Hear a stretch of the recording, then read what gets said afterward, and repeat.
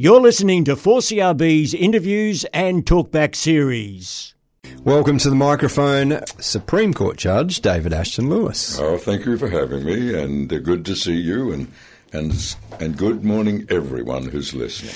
Well, we've got an interesting topic this morning, and it's probably very apt after an election and all of the things that have gone on around the world in the last little while. Yes. And the discussion is directly on democracy, and we've had a number of little side topics there, David, haven't we, along the week? Seem to get a side topic or two, don't we? Well, let's just define democracy first, and then we'll move into, is it our best system? Yes. Well, democracy is really just simply means government of the people, what the Americans use.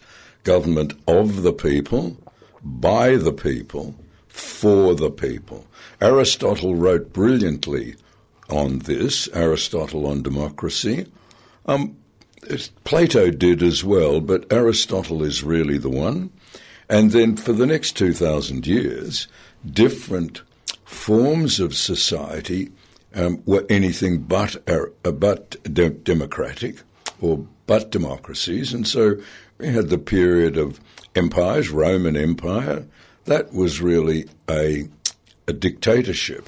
It started off a democracy, though, didn't it? The Roman Republic did, but again, because democracy usually gets perceived by authoritarian-minded people as weak, because you have to listen to everyone and you have to try to find grounds to satisfy everyone. Well, you can't do that. No. And that's why when John Stuart Mill in the late 1840s and 1850s wrote, look, democracy is really, if I nut it down, democracy is really the majority of the people. It is. And it's what they say goes.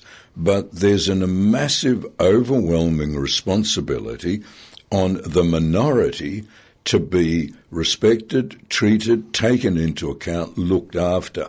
But the minority, if you don't like what it is, really, it's bad luck. The majority voted for it. So we've had different forms of it, really only from the mid-1700s, the late 1600s. Writers started getting fed up with tyrants, fed up with autocratic monarchs. Or as they view themselves, benevolent dictators. Yeah. And this was the whole basis of Marxism, well, of Lenin adopting the philosophy of Karl Marx and Friedrich Engels in saying we are sick in Russia of being really still like medieval kings, because Tsarist Russia was commonly known, and I think rightly, as an autocracy. The Tsar ruled. Yes. And everything was in accordance with his will. And the peasants were desperately poor. Oh. And as it turned out in World War I, their armies were ill-prepared, ill-trained, ill-equipped. It was just all the money for the higher echelons. And not wanting to sound arrogant, but over from the late 1500s, the Russian Empire developed. And that's why you had, when it finally became socialist, you had all the stands, Uzbekistan, Kyrgyzstan, because the Russians had fought the Turks and had won. They fought others and had won. But the first time they really came up against disciplined, steel-backed soldiers, which was the Germans in the First World War at a place called Tannenberg, they were just defeated. Yeah. So always one of the problems with autocracies is they become lazy, and autocracies and single-party states.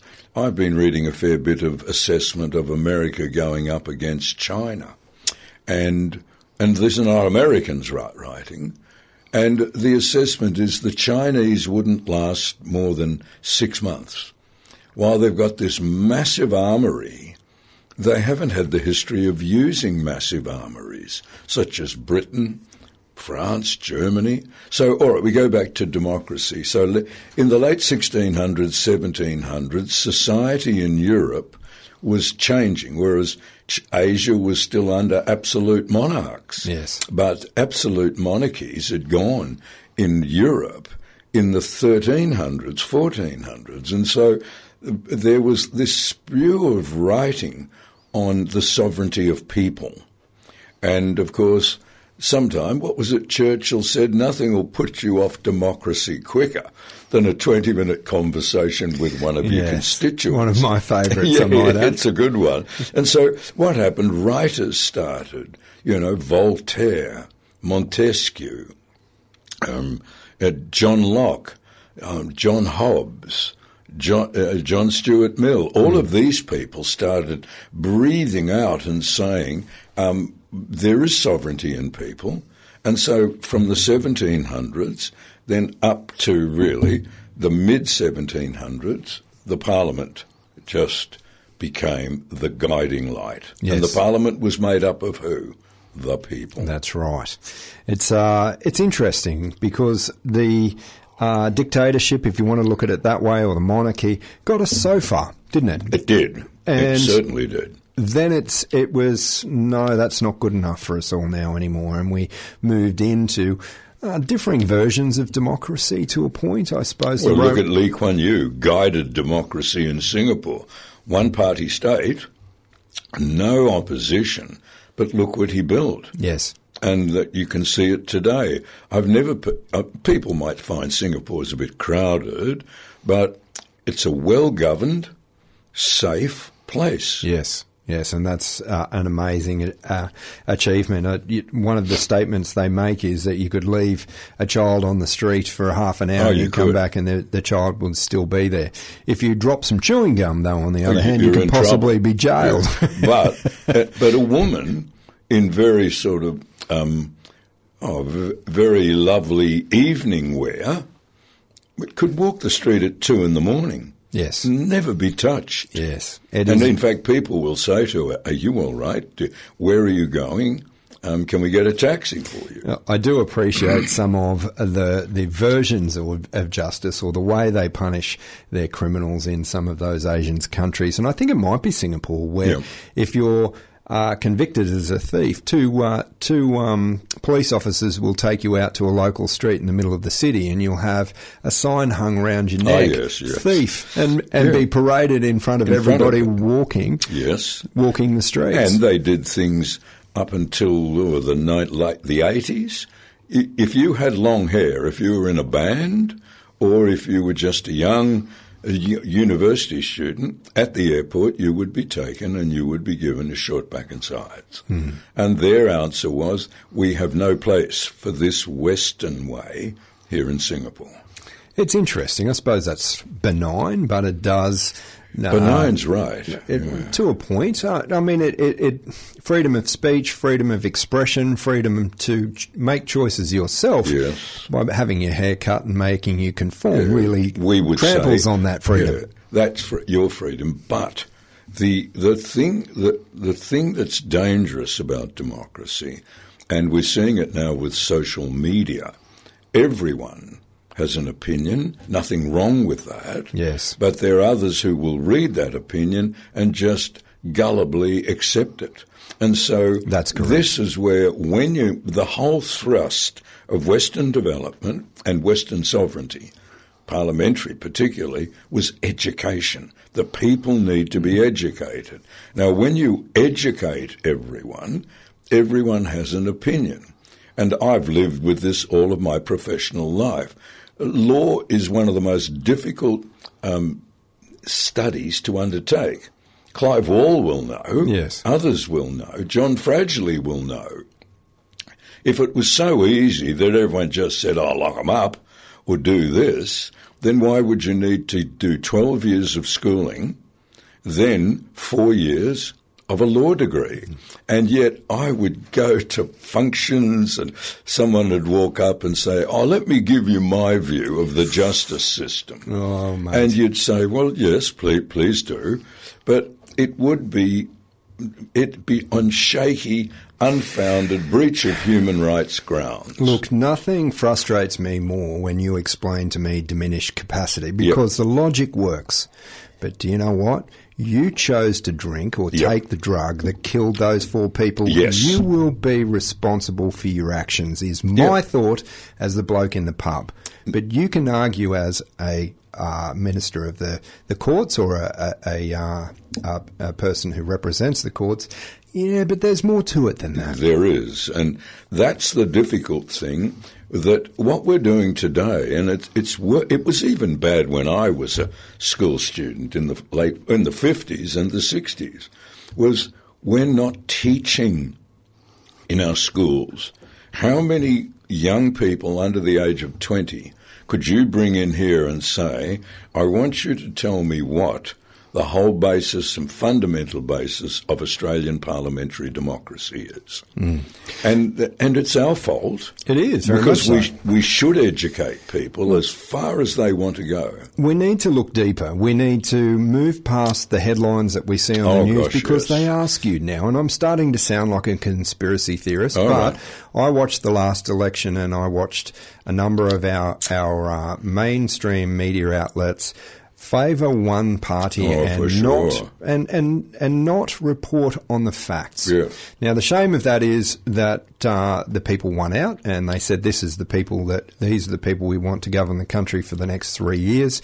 But what I find despicable, and moving back to democracy is, and sitting in the studios here and listening to our leaders, that the tax the tax system here in Australia needs reform. Your job as a politician is to govern the country on our behalf. Do the best for us. Do the best for us. It needs reform. You talk to I've been hearing that since John Gorton was Prime Minister. So you talk to our leaders or our potential leaders and they say, if we go down that road, we'll never get back in. If you'll hear stories like, we need to fix the power problem here in the country. Well, while the other side is saying that solar and wind are going to solve the problem completely, it's better than as a political football. Yeah. You ask the question, what are you doing about the scooters on the streets, the electric scooters? Can you fix that problem for us? Well, they're voters too, so we need to be very cautious about what we put in. Not what's right and wrong, what's going to keep us in government? And that is my frustration. Well, see, but here when they give you those answers, that's their view of right and wrong. It's not simple. It can't be dealt with. I'm interested to watch the effect of the bill. I think it's gone through the Parliament now, to a 16-year-old or a 17. You do the crime, you do the time. Sure. Let's see where that goes. And the shame of it is we're still seeing them be paroled, aren't we? Oh, well, we are. And you gave the answer about 2 shows or a while back, which I didn't know this. I thought it was much less. But you pointed out it costs $800,000 a year to keep a 17-year-old in youth detention. So what's the natural push? Quietly from the top, parole them or bail them or let them go out. Now, I've said this in past shows. When I was a young barrister, if you committed any crime, except driving and things like that, on bail, your bail was immediately revoked and you stayed in remand until the trial of the main matter that you were arrested for. But now we're hearing stories of youths who have been on bail 18 times. Yes, more than that, 100 times. Oh, as much as that. Well, and then everyone blames a magistrate. Don't blame the magistrate. The magistrate has to follow law. And if law is in front of he or her that looks at this type of case and said no bail, they have to do it. What if the watch house is full? What if the jail's full? Yep. Does the law prescribe that, they're full, so I've got to let the little guy go? Well, that will be prescribed, but the answer, as you and I have mentioned before, you just touched on it only a few minutes ago. You've been put in power to govern on our behalf. So if it's going to take half the budget, sure, you've got to be interested in education and health and nursing and all that. But if it takes half the budget, build more detention centres. Sure, and we do have options there. The shame of it is it always seems to be this delicate dance of what's going to keep us in government, what's going to get us re-elected next time round, and do what the people want to a point. Add into that, though, the conflated view of human rights.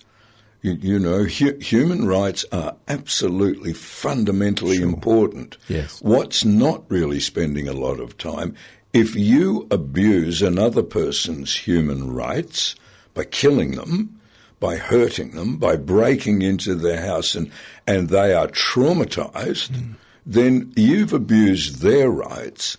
There will have to be now an assessment of your rights. And that's the point. Yes. There should be consequences for your actions, and it needs to be an absolute. Again, I'll go back to that example of diminished capacity.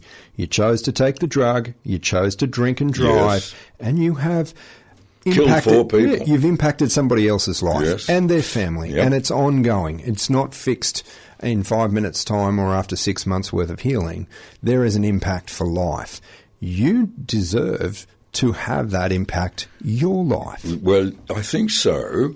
I'm glad I'm really at the end of my legal career because I was fortunate to be a barrister, a senior barrister, and a judge initially when law did punish. Yes. You killed, you armed, hold up, whatever, punished. But I've seen in the latter half, and as I've said, I've been 50 years in the law this year, and I've seen probably in the last 25 years law diminishing in its authority and law diminishing in its prevention factor. No one's scared of it anymore. Or even considering the victim more than you're considering the person standing in front of you who committed the crime. Yes. We're hearing about he had a poor childhood and his leg fell off when he was 10 and this happened and that happened, so we're going to have to, give him a chance, shall we? Wiped out 4 people while he was drink driving. Well, I did have a defence in 1987. I had a case as a barrister, as a director, as in the office of the Director of Public Prosecutions. And this all came up, and this man had committed a horrendous crime. And then we heard all about his background. Now, without a doubt, you came from a loving family where you were taught right and wrong as your parents' generation, I too. This man had none of that. And yet I won't go into the crime because of sensitivity. And I thought, look, I've had enough of this. This defence counsel got up and was doing his job, about his background. And I did say to the judge, normally in those days, the prosecution, Director of Public Prosecutions, when asked, do I have any comments on it, you always said, no, I have nothing to add or to say, happy to leave it in the hands of the court. And I thought, well, I'm not going to on this one. And I stood up and I said, look, we've heard loud and longly about this convicted man's life, and there is no doubt that it was sad and tragic. But I ask you, when considering sentence, Your Honour, to take into account the countless other people who've had a background like that, who have never set foot in a court and have got on with their life. Yes. The best they can. Now, I realise we are all different. We are psychologically different and we are psychiatrically different. But when you live in a society that is civil, there is an expectation that behaviour will fit everyone. Yes. And here this man did anything but that. So I will say it in the simplest terms. This man needs to be punished and punished severely. I'm going to drag you back to democracy, the topic of the day. Well, we have been talking about that, really. Yes, go on. Yeah. One of the interesting conversations I had, and it was some time ago, it was with someone who had, I don't know if they were an Australian citizen, but they were from China, and were saying that democracy is a very strange idea. It is just so chaotic it must be doomed to failure. And I thought to myself, it's an interesting point of view from someone coming from a state like China, and you think. You look at the old Russia, that there wasn't one specific leader. There was a president, or I think they used to term it something completely different. Now General Secretary of the Communist Party. You would now classify Putin as a dictator to a point, absolutely. even though it's a socialist state. You look at both sides of the fence, and they're probably the two biggest components of governing, democracy and socialism. And the differences are chalk and cheese. Well, they are, yes. And that person, I think I would have said to them, all right, this is the view you've formed of democracy, yet why are the democracies of the world the most developed technologically, the most developed socially, the most developed politically, the most developed economically, and, of course, the most developed militarily? Now, the reason why is so that people such as yourself, with your views, can never overtake us, ever. The Nazis tried it, communism tried it, and it didn't. So I'll then just leave you with this. Do you like the thought that up to a limited amount, you can have an influence and you can have a say, but if you step too far out, you have men in suits knocking on your door at night or in uniform saying... Taking you off to a hospital. We're watching you. Yes. You now must stop these things. As I said, where's the opportunity in your country that you've come from to stand up to the leadership and say, I don't agree with that? Look, it's funny. To me, when I view it, democracy aligns itself so closely to the human condition, and it is the one that we warm to. As you said, it promotes competition, freedom of speech. We've all got a view. We all want to be heard. Yes. We all want to tell someone, this is what I believe and think. Whether it's the consensus or whether it's an extreme view, it's heard. But in your country... You're not allowed to say that. You can go so far. Competition, no. We've got one tank and we build it this way. And we're not going to build your one because you've got a better idea. No, this is the way we do it. And here. Look what happened recently in North Korea when glorious leader went and saw this state-of-the-art frigate launched and sank. And the reports have come back quietly that the people responsible, either for the bad design or the building or whatever, have been executed. Oh, true. Yeah. So, look, I think we can close out on another great Churchill statement. And that was, democracy is the worst form of government ever idealised or brought into place, except for all the others. Well, that's probably the best way to state it. It's the best form of government we've got. Well, until we can find some other way, without a doubt, it's the best form of government. It's frustrating, it's annoying, it creates, like a young man from China making that statement. Probably the nicest and more polite way would be, go away and read the history of the development of Western parliamentary democracies, of Western democracy, and look at the countries since the late 1600s who have put it into practice. It's funny, it seems to me to be whichever version nicely balances out or holds things in even standing, the 7 deadly sins. The worst one is greed, of course, and you can't be too greedy in a democracy, otherwise people sit there and say, hang on, you get into trouble. Yes, that's right. And if you're too greedy in the other states, you're either protected by the state because they want your greediness, or you're shot. We might leave it there this morning, David. Thank you very much for your time. Thank you. You've been listening to 4CRB's interviews and talkback series. Support local online content and become a financial supporter today at 4CRB.com.